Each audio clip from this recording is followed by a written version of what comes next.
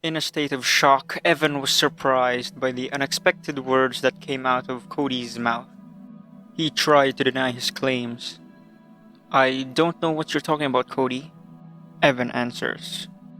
Dude, come on. I may look like a jockish, ignorant meathead, but I'm not that blind when it comes to things like this, especially when my family is involved. Plus, you're my best friend. You're basically like a brother to me. Cody expressing his notion. Guilty about lying to Cody, Evan revealed the truth. The conversation went silent after Evan explained to Cody about his and Katherine's situation. Okay, dude, let's go for a little walk, Cody suggested. Both men walked around the park, pondering about their exchange. Finding a bench on the way, Evan suggested they sit down for a bit. Pulling a box of cigarettes out from his pocket, Cody offered one to Evan, but was refused.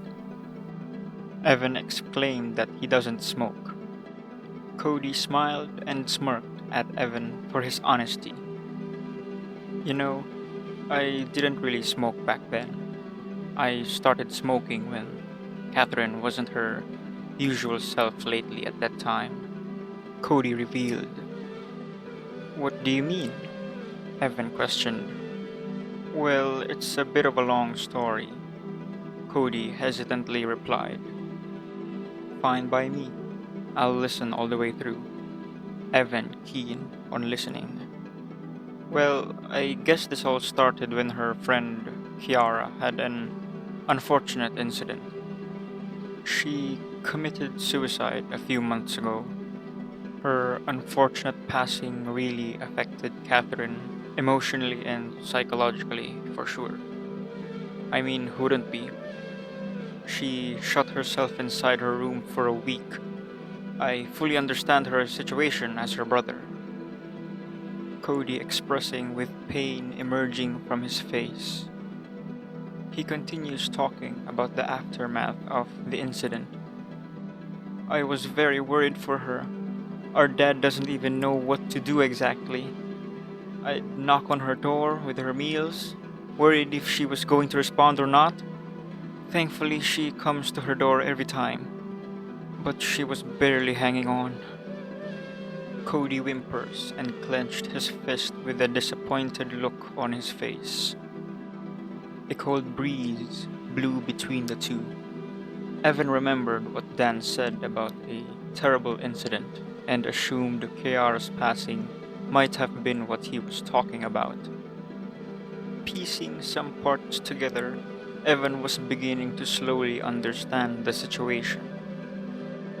I was not ready for this kind of thing to happen, but I needed to do or say something to help her, at least something to reassure her. God, I'm such a fucking idiot when it comes to these things.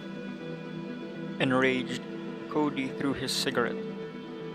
Evan quickly tries to calm him down, but Cody says he was fine. He continued, I was quite happy when she got out of her room, but her personality wasn't the same as before. She used to be very relaxed, calm and gentle, but now she was stoic, cold, and antisocial. I even heard rumors about her at school. I tried to reach out to her. I really tried! But she would just avoid talking to me about her issues and say, I'm okay, really. Cody looking up as he grabs another cigarette. When I heard that you two were dating, I was hopeful that you might reach out to her and figure something out. But she's still the same. Avoiding a conversation between me and our dad. Afraid to open up to us. Still bottling up all that pain. That's how I could tell that you two were faking your relationship. If she really was in a relationship right now, she would have changed even a bit. Even if she became a bit more rebellious or independent, at least it's a sign that she was picking herself up. Right now, what you see is a mask that's hiding her true pain. Cody faces Evan with a remorseful look. With nothing to say, Evan faces downward as he processes the unexpected revelation that was spilled by Cody. Overwhelmed by Katherin's situation, he questions himself if what she showed earlier was her true self or her mask. A moment of silence enveloped between the two and was broken by Cody's words.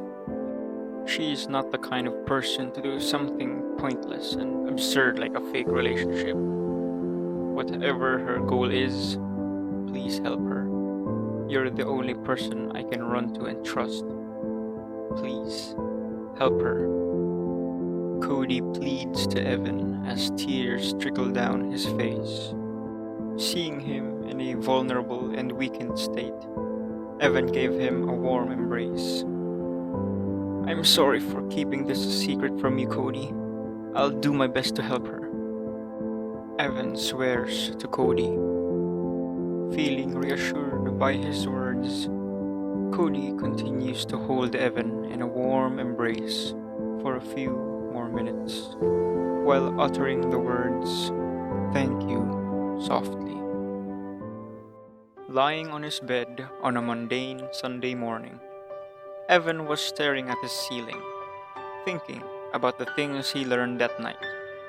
He thought about how he would approach Katherin regarding her issue, wondering if he can truly help her.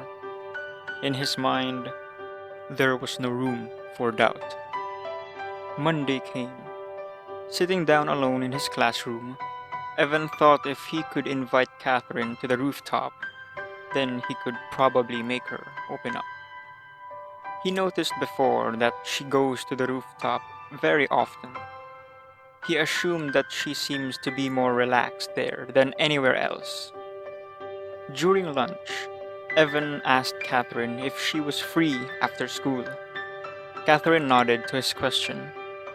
Following up to his initial question, he asked her if they could meet up on the rooftop after school. She unreluctantly agreed. Evan noticed that she didn't question why they were going to the rooftop. Though strange, he didn't ponder over it further, for he accomplished his first step.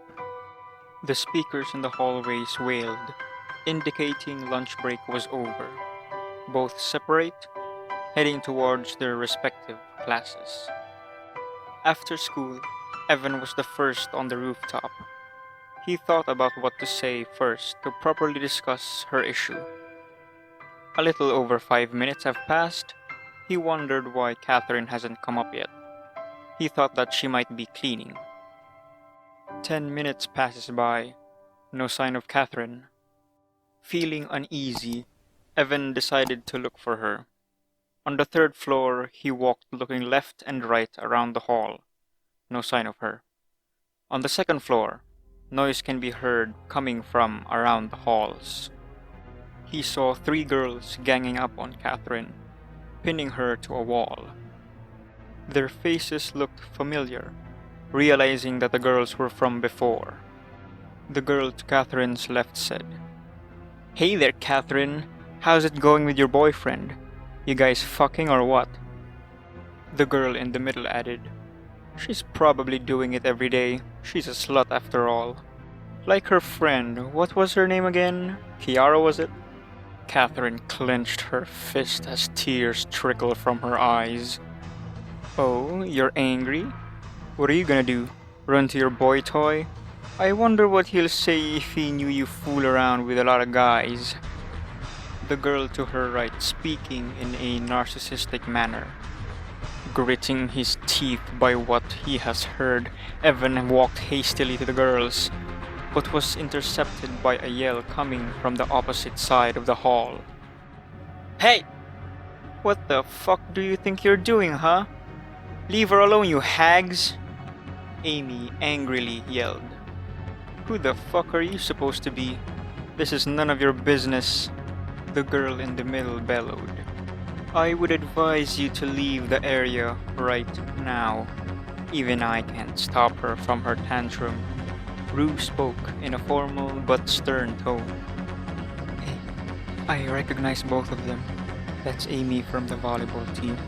I heard she's very aggressive and isn't afraid to throw hands. And the other one's Rue, a member of the student council. We better bounce. The girl at the back whispering to her two friends. With the warning given by Rue, the three girls hurriedly walked away. Walking towards Katherin, the two asked, Hey, you okay? Did those skanks hurt you? Oh, if they did, I swear I'll rip them in half. Amy growled. Oh no, I'm fine, thank you. Katherin wipes her face. Worry not, we look out for our friends, especially if she's the girlfriend of our little boy sprout. Rue reassuringly spoke. Hearing those words, Katherin wept softly. Oh no, did I say something wrong? Rue confusingly asked. Come on, Rue, why'd you have to call her boyfriend a sprout? Amy giggled. As the two comfort Katherin, Evan showed up. Hey guys! Katherin, are you okay? Why are you crying? Are you hurt? What happened? Evan pretending as if he didn't witness the incident. A bunch of annoying skanks cornered Katherin and bullied her. If I see them again, I swear I'll beat the shit out of them. Amy seething in rage. It is not wise to do that, Amy. You'll only make things worse. Rue commenting on Amy's vow. But they hurt Katherin verbally. Amy justifies her future premeditated actions. Violence is not always the answer, Amy, Rue stated. While the two were arguing with each other, Evan asked Katherin if she's doing alright. She nodded with a smile. Relieved with her answer, he then faced towards the two while they were bickering with each other. Thank you very much for helping Katherin out. I owe you big time for this. Evan thanking the two. Oh, no problem. Happy to help. And Katherin, if you need us, don't be shy to call. We'll be there to help you out, or hang out with you. Amy promises to Katherin. Likewise, Rue promises as well. Oh, wait, we haven't exchanged contacts yet, have we? Here, my number. Amy giving her number to Katherin. Here is my contact number as well. Rue provided her number as well. After exchanging contacts, Evan asked Katherin, You wanna head home? I'll walk you on the way there. Oh, but we have an important place to go, Katherin said. Are you sure you still want to go? Evan asked. Yes, I'm sure. Katherin steeled herself. Oh, you two have somewhere to go? We're about to head out now too. Amy announcing their leave. Oh, sure, and thanks again. Evan thanking them for their help. Thank you very much, friends. Katherin thanking them in a light-hearted tone. Well, we'll be taking our leave now. Goodbye. Rue bidding farewell to Evan and Katherin. The two left, leaving Evan and Katherin on their own. Both lovers headed to their rendezvous.